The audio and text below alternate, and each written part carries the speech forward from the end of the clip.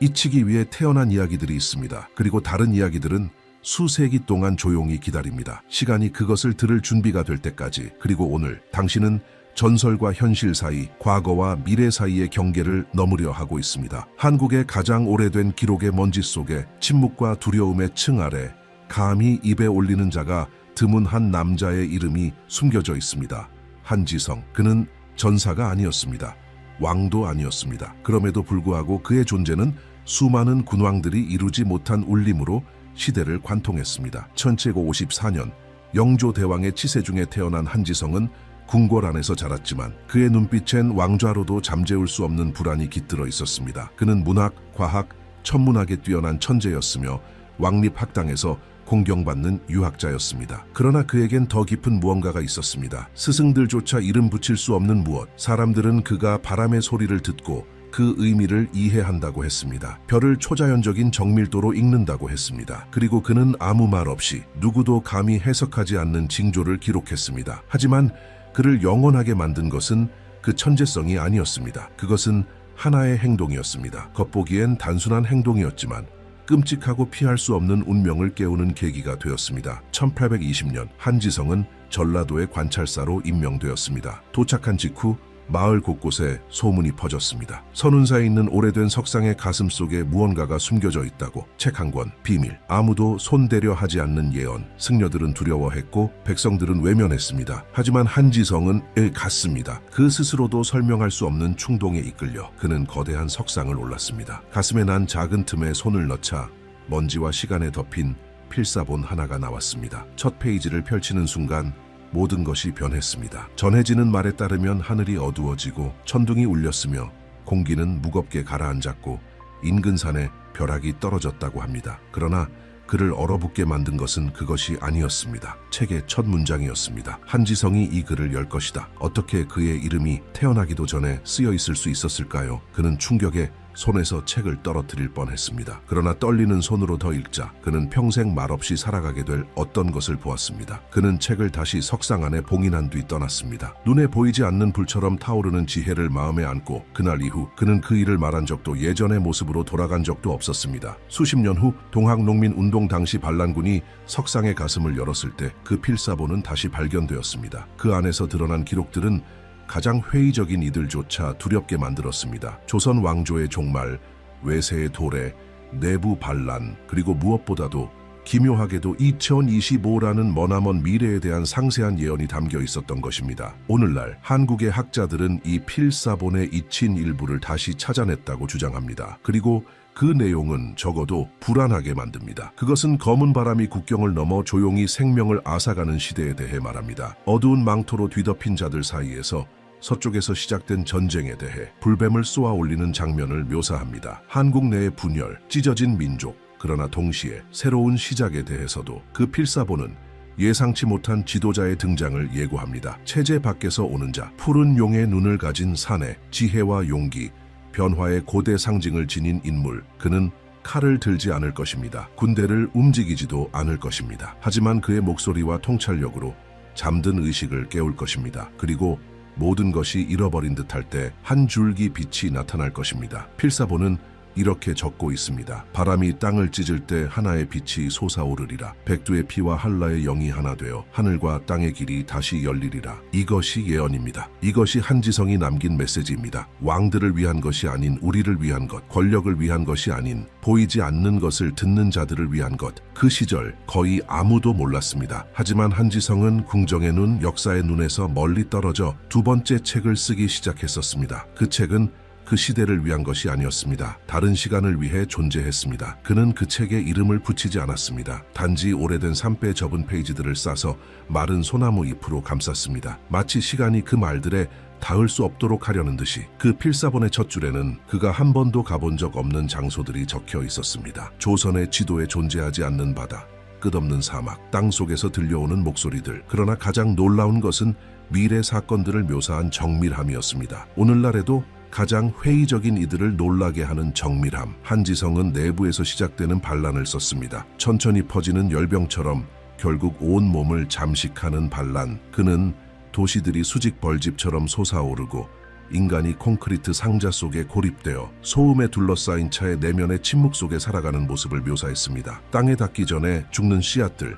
연기를 비추는 거울이 된 물에 대해서도 썼습니다. 그의 시대에는 아무 의미 없던 말들이지만 지금은 모든 것이, 절대적으로 모든 것이 메아리치고 있습니다. 가장 섬뜩한 기록 중 하나는 불을 뿜으며 산을 가로지르는 말에 대한 묘사입니다. 그것은 외세의 점령기 동안 대지를 가로지를 기계들에 대한 표현이었습니다. 그는 최초의 철도 노선이 지날 위치를 정확히 예견했습니다. 그것이 상상조차 되기 전의 일이었습니다. 이후 그는 인공호수에 잠기게 될 마을을 언급했습니다. 그 지명 땅의 굴곡, 물빛에 반사된 옛 주민들의 슬픔까지 섬세히 기록했습니다. 그리고 그곳은 수십 년 후 동장 수몰 마을로 알려지게 되었습니다. 하지만 그의 비전은 지리에만 머물지 않았습니다. 그는 사람을 보았습니다. 운명을 보았습니다. 강가에서 책을 씻는 한 청년의 미래를 보았고 그가 폭풍 속에서도 흔들리지 않을 나무가 될 것이라 했습니다. 그러나 그는 18년의 유배를 살아야 한다고도 했습니다. 그 청년은 훗날 실학의 거장 정약용이 되었고 한지성이 묘사한 대로였습니다. 그는 마치 다른 이들이 창밖을 들여다보듯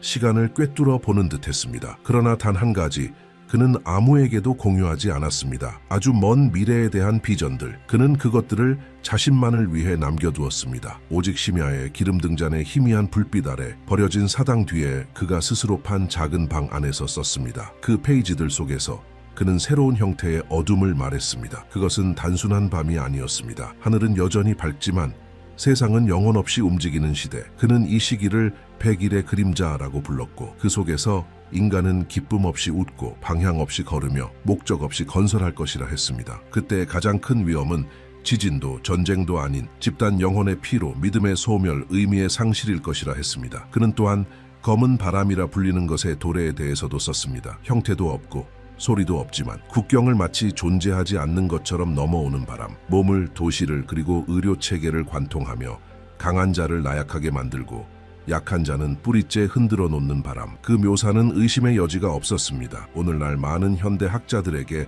이는 명백히 전 세계적 규모의 팬데믹을 지칭한 것으로 여겨집니다. 그리고 그 일이 벌어질 때 그는 말했습니다. 그 어떤 나라도 무사하지 못할 것이라고. 왜냐하면 그 바람은 국기를 존중하지 않기 때문입니다. 그것은 보이지 않고 보편적이며 대붕괴의 첫 균열을 열 것입니다. 한지성에 따르면 붕괴는 파도처럼 올 것입니다. 첫 번째는 조용한 파도, 두 번째는 경제적 파도, 세 번째는 에너지의 파도, 그리고 네 번째이자 가장 위험한 파도, 상징의 붕괴. 그는 말했습니다. 사람들이 자신이 반복하는 말에 더 이상 믿음을 가지지 않게 될 때, 지도자들이 말해도 아무도 듣지 않게 될 때, 책이 감동을 주지 못하게 될 때, 아이들의 눈에 어른의 피로가 담기게 될 때, 그때 상징은 무너진 것이라고, 그리고 상징과 함께 문명의 기둥들도 무너질 것이라고. 그럼에도 불구하고 그는 언제나 다시 태어남을 이야기했습니다. 고통이 넘쳐 흘러 대지를 씻어낼 그 시간, 폭풍을 지나온 한국 민족이 다시 하나의 몸처럼 서로를 바라보게 될 그 시간, 그는 백두의 피와 한라의 영이 다시 하나로 연결되는 빛과 그림자의 춤을 썼습니다. 그리고 말했습니다. 북쪽의 얼음이 안에서부터 녹기 시작하고 남쪽의 문이 두려움 없이 열릴 때 하늘과 땅의 길이 다시 열릴 것이라고. 그가 예견한 모든 것은 하나의 지점으로, 하나의 인물로 수렴해 가는 듯 보였습니다. 한지성은 그 이름을 결코 쓰지 않았지만 상징과 이미지로 그 존재를 형상화했습니다. 그의 원고에서 이 인물은 푸른 용의 눈을 지닌 자로 불립니다. 설명도 칭호도 성도 없습니다. 다만 영광이 아닌 침묵으로 각인된 한 인간의 살아있는 형상, 그는 침묵 속에서 빚어진 자였습니다. 배제의 침묵, 권력의 부재, 거대한 구조물로부터의 거리. 한지성은 분명히 했습니다. 이 인물은 궁궐에서 오지 않을 것입니다. 명문가에서도 학당에서도 나오지 않을 것입니다. 그는 바깥에서 올 것입니다. 백성이 피 흘리고 견디는 곳에서, 고통이 통계가 되기 전 먼저 느껴지는 그 자리에서. 그는 남성이었지만 그의 에너지는 남성도 여성도 아닌 인간 그 자체였습니다. 그는 어떤 조언자들에 의해 길러지지 않았습니다. 버림받음 속에서 단련되었습니다. 그래서 한지성은 말했습니다. 이 인물은 권력의 눈에 보이지 않을 것이며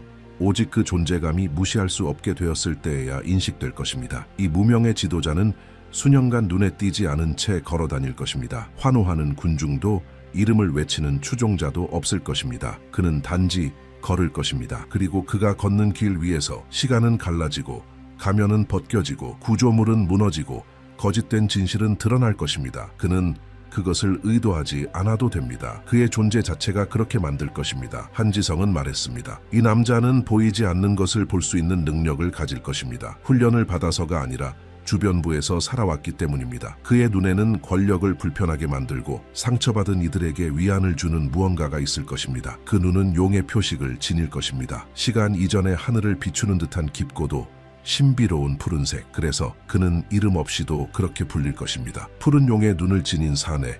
그는 무기를 들지 않을 것입니다. 위협도 사용하지 않을 것입니다.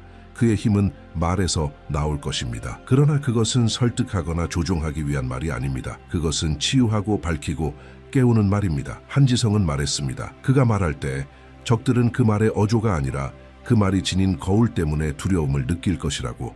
왜냐하면 그 남자는 손가락질하지 않을 것이기 때문입니다. 그는 단지 늘 그 자리에 있었지만 습관과 거짓에 가려져 보이지 않았던 진실을 보여줄 것입니다. 그리고 일단 그것이 드러나면 다시는 예전으로 돌아갈 수 없습니다. 예언 속에서 한지성은 이 인물이 나라가 단지 영토로서만이 아니라 영혼으로도 분열된 시기에 나타날 것이라 썼습니다. 형제가 서로를 경쟁자처럼 바라보고 불신이 연민을 압도하고 지도자들이 자기 편조차 설득하지 못하며 고통을 보는 눈들이 너무 말라 아무 감흥도 남지 않을 때 그 도덕적 황무지의 한가운데에서 그는 나타날 것입니다. 약속이 아닌 존재감으로, 계획이 아닌 본보기로 그는 오래전 잠든 무언가를 깨울 것입니다. 하나됨의 기억, 명예의 기억, 공동 기원의 기억, 마치 그의 몸 자체가 민족의 잊힌 이야기들을 지니고 있는 듯할 것입니다. 한지성은 이 인물이 환영받지 않을 것임을 분명히 했습니다. 오히려 3번 거절당할 것이라 했습니다. 첫 번째는 권력을 잃는 것을 두려워하는 자들에 의해, 두 번째는 믿을 수 없다고 느끼는 자들에 의해, 세 번째는 너무 상처받아 다시는 신뢰할 수 없는 자들에 의해. 그러나 그는 머무를 것입니다. 자존심 때문이 아니라 사명 때문입니다.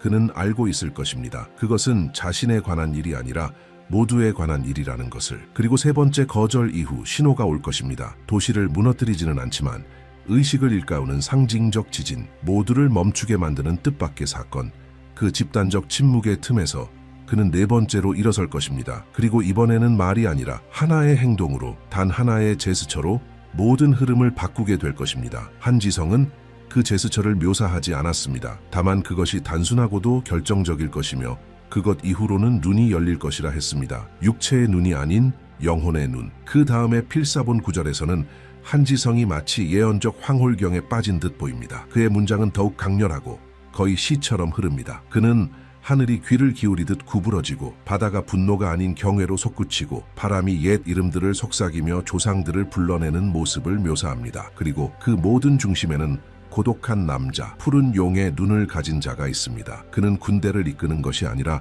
기억을 이끌고 정부를 세우는 것이 아니라 민족의 의식을 이끕니다. 그는 구세주가 아닙니다. 기적을 일으키지 않을 것입니다. 고통을 손으로 끝내지도 않을 것입니다. 그는 단지 민족을 거울 앞에 데려갈 것입니다. 그리고 그 거울 앞에서 모두가 자신을 한 부분으로 보게 될 것입니다. 고통의 일부, 책임의 일부, 파괴의 일부, 그리고 재건의 일부. 그것이 진정한 기적일 것입니다. 누군가가 와서 모든 것을 해결하는 것이 아니라 모두가 깨어나 함께 재건하는 것. 그리고 그 재건은 영혼에서부터 시작될 것입니다. 한지성은 이 과정이 시작되면 자연마저 반응할 것이라 썼습니다. 메말랐던 땅에 다시 생명이 움트고 막혀있던 물이 흐르기 시작하며 잊혀진 지역에서 나무가 꽃을 피우고 동물들이 무언가 바뀐 것을 아는 듯 이주하기 시작할 것이라고. 모든 것이 다시 뛰기 시작할 것입니다. 예전처럼이 아니라 이제껏 한 번도 없었던 방식으로. 예언의 이 지점에서 그는 마지막으로 한 문장을 남깁니다. 그것은 마치 땅 아래에서 울려 퍼지는 둔중한 심장 박동처럼 계속 메아리칩니다. 그가 인식되는 순간 한국은 더 이상 분단되지 않으리니, 비록 나뉘어 있어도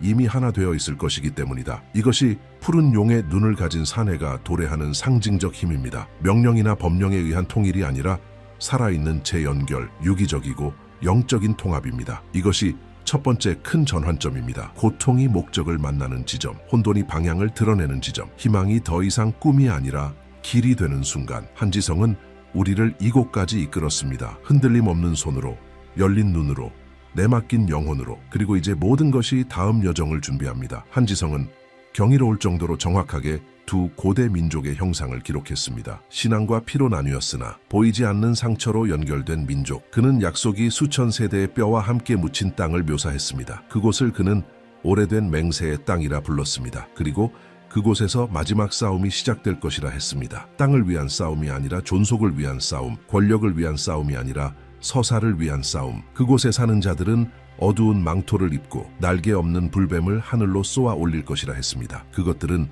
소리 없는 천둥처럼 떨어지며 땅뿐만 아니라 세계의 의식에도 균열을 낼 것입니다. 그 불뱀들은 바다를 가로지를 것입니다. 마지막 안정의 흔적들을 함께 싣고 그들이 떨어질 때 단지 병사들만 쓰러지지 않을 것입니다. 균형 자체가 무너질 것입니다. 한지성은 이 전쟁이 시작된 곳에서 끝나지 않을 것이라 했습니다. 그 고대의 땅에 머무르지 않고 마른 풀에 불붙듯 사막을, 바다를, 산맥을 넘을 것이라고. 그 어떤 경계도 안전하지 않을 것입니다. 시장은 강풍 속 나무잎처럼 흔들릴 것이며 곡물은 선박 안에 갇힐 것입니다. 에너지의 가격은 공포 그 자체에 의해 치솟을 것입니다. 사람들은 음식, 물, 침묵 속에서 새로운 전쟁을 보게 될 것입니다. 권력자들은 숨기려 할 것입니다. 붕괴는 한 번의 충격으로 오는 것이 아니라 수많은 균열로부터 시작될 것입니다. 처음엔 아주 작고 보이지 않을 정도로, 그러나 그 균열들이 모여 현대 문명의 건물을 안에서부터 무너뜨릴 것입니다. 그 와중에 한국은 발이 아니라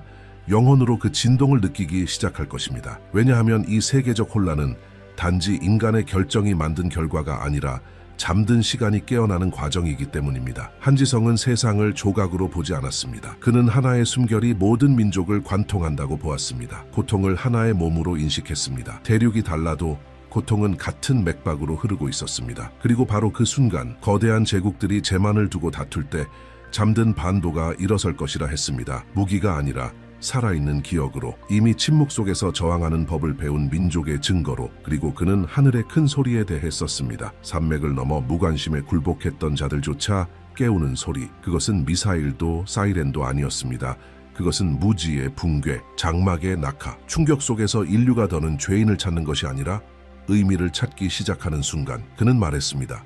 말이 무기가 아닌 다리가 되고 과학이 다시 영성과 손을 맞잡고 사람들이 기적이 아닌 이해를 찾아 하늘을 올려다보게 될 것이라고. 모든 것이 정점에 다다를 때 예언은 말합니다. 물이 갈라질 것이라고. 고대의 신화처럼이 아니라 새로운 길의 신호로 남과 북 사이, 강제로 나뉜 자들과 결핍 속에서 살아남은 자들 사이에 생기는 빛의 회랑. 그 다리는 콘크리트로 만들어지지 않을 것입니다. 기억, 용서, 경청으로 만들어질 것입니다. 그렇게 오래도록 나뉘어 있던 한민족은 더 이상 두 개의 몸이 아니라 하나의 의식이 깨어나는 것으로 인식될 것입니다. 한지성은 조약에 대해 말하지 않았습니다. 정부에 대해서도 아니었습니다. 그는 맥박에 대해 말했습니다. 재회에 대해, 이름보다 관계가 중요해지는 시기에 대해. 그리고 바로 그 시점부터 전쟁과 식민, 강제적 세계화 속에 묻혀있던 오래된 영적 계보들이 다시 떠오를 것이라 했습니다. 지배하기 위함이 아닌 기억하기 위함, 본래의 목적을, 잊힌 사명을, 국가 간의 약속이 아닌 의식 간의 약속을. 그리고 그는 다시 등장합니다. 모든 것이 무너질 듯한 그 순간 나타날 존재, 푸른 용의 눈을 지닌 사내. 한지성은 말했습니다. 세상이 한국을 두려워하거나 경멸의 눈으로 볼 때 바로 그때 그가 나타날 것이라고. 조용히, 칭호도 없이, 야망도 없이, 그러나 영혼에 새겨진 보이지 않는 지도를 품고서 그는 폐허를 고요한 걸음으로 지나며 굳어진 민중의 눈을 바라볼 것입니다. 그리고 그 눈 너머에서 그는 너무 오래 기다린 소년을, 너무 많은 것을 잃은 어머니를, 너무 오래 침묵해온 노인을 볼 것입니다. 이 사내는 드러나며 자신의 힘을 선언하지 않을 것입니다. 마이크를 잡지도 궁궐을 점령하지도 않을 것입니다. 그는 단지 존재할 것입니다. 공기처럼, 바위처럼, 강물처럼. 그가 세상을 바꾸는 시작은 바로 그의 시선에서 올 것입니다. 진실한 눈길로 바라본 자는 자신이 누구였는지를 다시 기억하게 되기 때문입니다. 그리고 한지성은 말했습니다. 이 집단적 각성은 외침이 아니라 눈물로 올 것이라고. 절망의 눈물이 아니라 인식의 눈물로. 필사본의 마지막 장들은 결정적인 전환을 말합니다. 잊힌 자가 중심이 되고 피 흘리던 땅이 자궁이 되며 나뉘어 있던 민족이 거울이 되는 순간, 전쟁과 점령의 무대로 보였던 한국이 이제 새로운 세상의 불씨가 될 것이라 했습니다. 그리고 그 지점에서 한지성은 침묵합니다. 마지막 문장들은 거의 판독 불가능합니다. 마치 손이 더는 몸의 명령을 따르지 않는 듯한 글씨, 연결되지 않은 단어들. 하지만 읽는 이의 깊은 곳을 건드리는 말들. 오직 이렇게 적혀 있습니다. 건너이 도착했다. 밤이 기울고 있다. 그리고 침묵 속에서 새로운 소리가 태어난다. 그리고 지금 우리는 여기에 있습니다. 2025년. 그가 예고한 폭풍의 눈 안에서 하늘은 이전엔 없던 소음을 품고 지구는 자신을 이해한다고 믿던 이들조차 당황시키는 신호로 응답하고 있습니다. 국경은 폭탄이 아닌 사상과 정보와 감정의 지진으로 흔들리고 있습니다. 말은 더 이상 그 무게를 가지지 못하고 신앙은 지쳐 보이며 진실은 점점 더 교묘하게 가려져만 갑니다. 그러나 그 바깥 아주 깊은 곳에서 무언가가 움직이기 시작했습니다. 고통이 배움이 되고 역사가 마침내 지혜로 다시 쓰이게 되는 시간. 푸른 용에 눈을 지닌 그 사람은 어쩌면 이미 우리 곁에 있을지도 모릅니다. 낯선 이들 사이를 조용히 걷고 있을지도, 어쩌면 그는 아직 자신이 누구인지도 모를지 모릅니다. 하지만 지금 이 순간 그는 자신을 기억해내고 있을지도 모릅니다. 왜냐하면 이것이 가장 위대한 예언이기 때문입니다. 진정한 지도자는 자신을 선포하는 자가 아니라 깨어나는 자입니다. 그리고 각성이 시작되면 더 이상 그것을 멈출 수는 없습니다. 이것은 끝이 아닙니다. 예고된 시간이 시작되는 순간입니다. 이제 남은 질문은 언제가 아니라 어떻게입니다. 그리고 그 해답은 이미 우리 각자의 안에서 뛰고 있습니다.